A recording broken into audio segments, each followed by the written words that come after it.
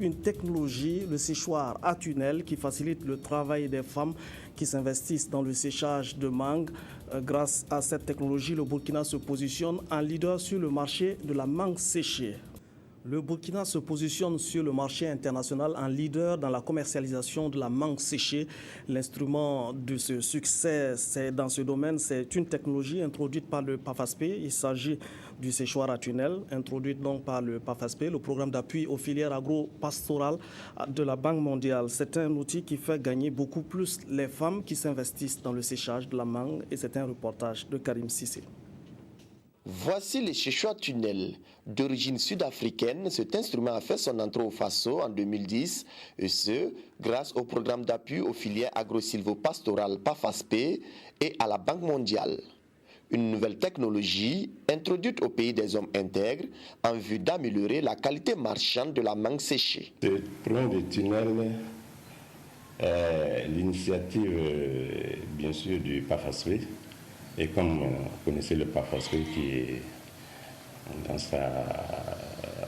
sa mission, la mangue est parmi sa vocation. Donc, vu notre difficulté avec Atesta, qui quand même ne donne pas de très beaux produits, et très souvent on a beaucoup de pertes, donc il y a eu des initiatives extérieures. Et le PAFASP a accepté d'appuyer quelques entreprises au Burkina Faso, notamment le nôtre, pour faire un test pour une année. Le Atesta, il faut le dire que c'est depuis les années, si on ne raconte pas de conneries, depuis les années 87 que le CAS a mis en place le système de séchage de mangue qu'on appelle le séchoir Atesta. C'est un séchoir qui est conçu artisanalement ici par nos artisans. Nous, quand on a commencé le séchage, c'est vrai que c'était qu'avec ça seulement qu'on avait comme outil.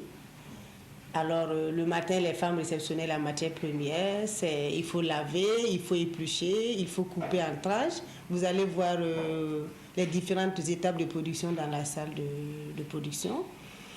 Et puis après, au fil des années, il y a eu ensuite maintenant le tunnel qui est arrivé il y a de cela 3 ans. Avant l'avènement du séchoir tunnel, les opérateurs des mangues séchées utilisaient le séchoir Atesta.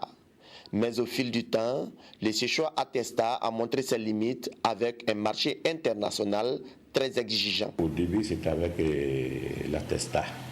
Et cet outil, c'était l'outil de préférence au Burkina et qui faisait en tout cas qui sortaient beaucoup de très beaux produits. Et par la suite, nous avons eu un appui avec le PAFASP pour introduire de nouvelles technologies. Et nous avons fait essai avec cette technologie qui répond aux normes que le marché européen exige. Moi, je dirais qu'il y a quand même une différence entre le Atesta et le tunnel.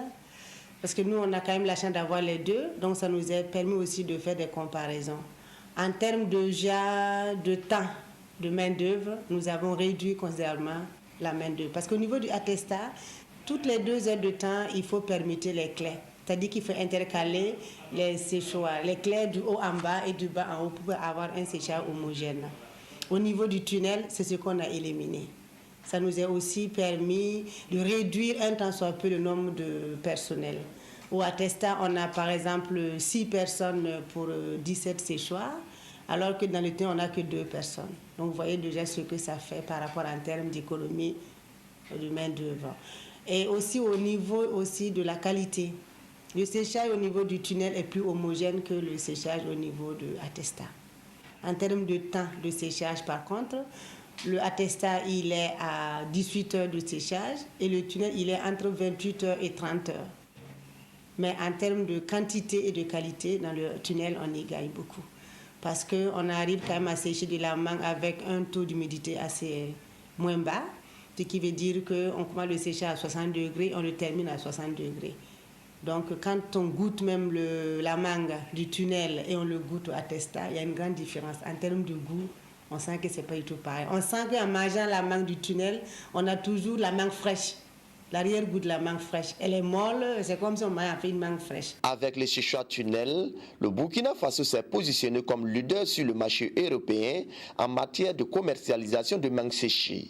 Même si le Faso a fait des avancées notables sur le marché européen grâce à cette machine, force est de reconnaître que sa maintenance cause d'énormes difficultés aux opérateurs de mangue séchée. Aujourd'hui, je crois que c'est la maintenance qui est un gros problème, puisque actuellement au Burkina, on n'a que 7 tunnels pour le moment. On n'avait pas quelqu'un spécialement pour la maintenance. On est obligé de jouer avec les électriciens, ceux qui connaissent un peu les brûleurs de gaz. Donc actuellement ça tâtonne, mais je crois que dans les années à venir, il faudrait qu'on forme du personnel performant si on veut vraiment continuer avec le tunnel. Et pour toujours continuer avec les Séchoir Tunnel, le PAFASP a fait appel à des Sud-Africains pour la formation des techniciens burkinabés. Ils sont venus pour installer un séchoir à gaz tunnel et former les Burkinabés à l'installation et à l'utilisation de ce séchoir.